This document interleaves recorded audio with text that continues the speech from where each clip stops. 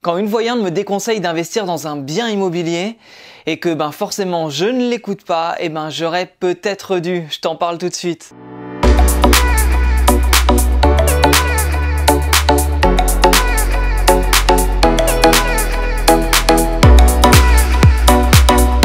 Aujourd'hui, une vidéo un petit peu particulière puisqu'on va parler de voyance et d'immobilier. Mais d'ailleurs là, il y a une vision qui me vient. Oui, je te vois t'abonner à ma chaîne YouTube et me laisser un petit commentaire afin de me dire si tu te laisserais influencer par une voyance justement au niveau immobilier. En tout cas, moi c'est Nico du blog Oser Investir. J'investis dans la colocation à distance et sans CDI.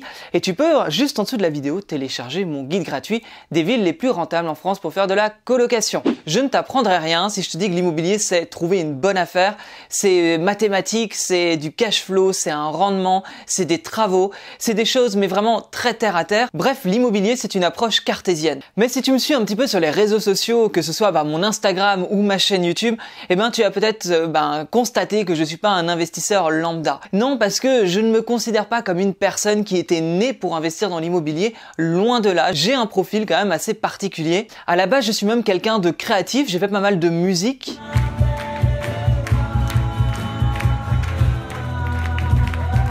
Guitariste chanteur, j'avoue que c'est une passion que j'ai mis de côté, même si de temps en temps, à mes heures perdues, je ressors la guitare. Et puis je le répète bien assez souvent, mais je n'ai pas de CDI, je n'ai pas ce profil, on va dire, roi qu'attendent les banques, et pourtant ça ne m'empêche pas d'investir.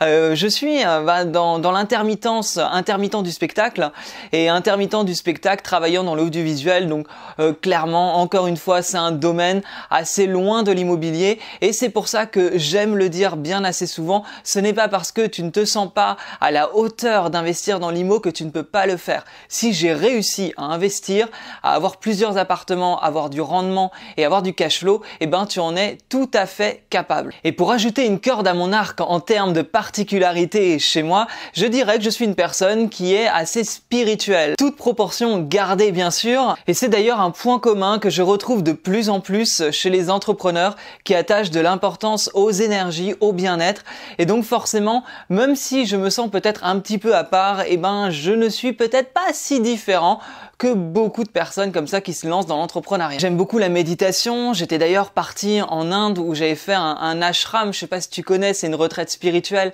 où j'avais dû couper mon téléphone, couper internet et où finalement je m'étais coupé du monde totalement pendant une semaine et ça avait été une expérience assez incroyable. J'aime beaucoup les nouvelles expériences et tout ce qui touche à la spiritualité, c'est quelque chose qui en tout cas attise en moi une certaine curiosité. Et je vais te confier une chose, ne me prends pas pour un fou, mais c'est vrai que je vois une voyante à peu près tous les 2 ans pour connaître un petit peu la météo de mon année. C'est comme ça qu'on peut dire les choses. Ce n'est pas une personne avec une boule de cristal, non, c'est plutôt une personne qui va regarder les énergies, l'énergie de ton année par rapport à ton thème astral, etc. Et je ne suis pas là pour faire un débat autour de la voyance et savoir si la voyance, c'est vrai ou pas. Ce n'est pas vraiment la question, mais te parler de mon expérience ou qu'est-ce que j'ai fait quand finalement elle m'a dit qu'il ne valait mieux pas que j'investisse dans l'immobilier en 2019.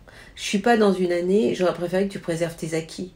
C'est-à-dire que t'es pas dans une année où je vais te pousser à acheter.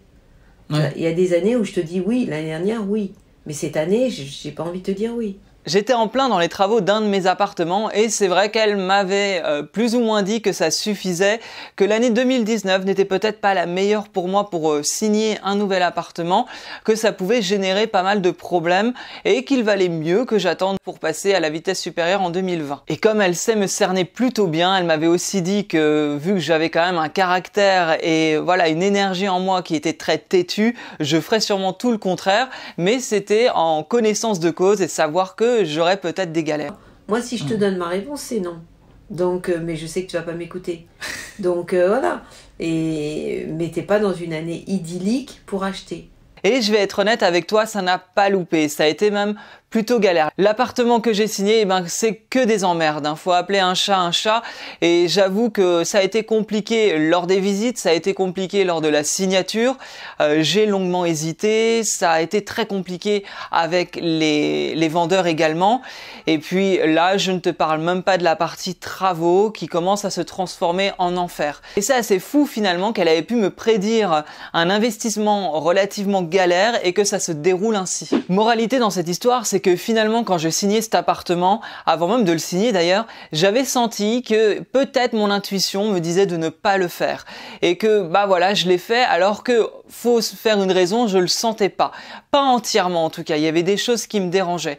Et pas besoin d'une voyante pour finalement m'expliquer qu'il ne valait mieux pas investir dans l'année. C'est que là en l'occurrence l'appartement sur lequel je me projetais, mon intuition était là pour me dire tout simplement eh ben écoute, ne le fais pas, tu trouveras d'autres biens et du coup laisse celui-là passer. Dans la vie des fois on sent les choses ou on ne le sent pas. C'est important de ne pas aller contre son intuition, de s'écouter parce qu'en fait on réalise souvent que les réponses eh ben on les a, c'est notre corps, c'est tout simplement ce qu'on va ressentir qui va nous apporter les réponses que l'on attend. Quand des fois on doute, quand des fois on ne sait pas trop comment faire, eh bien il suffit de s'écouter, de se poser et de s'écouter. Et il n'y a rien de pire que faire les choses par ego.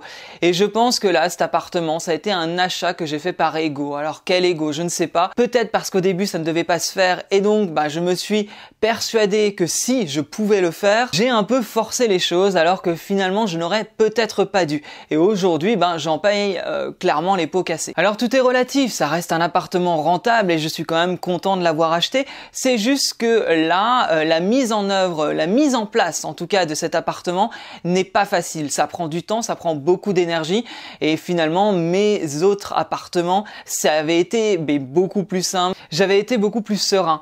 Là, ben non, je suis pas vraiment serein et finalement je n'ai qu'à m'en prendre qu'à moi-même. Alors cette vidéo n'est pas vraiment pour te dire va voir une voyante et vois si tu dois investir ou pas cette année.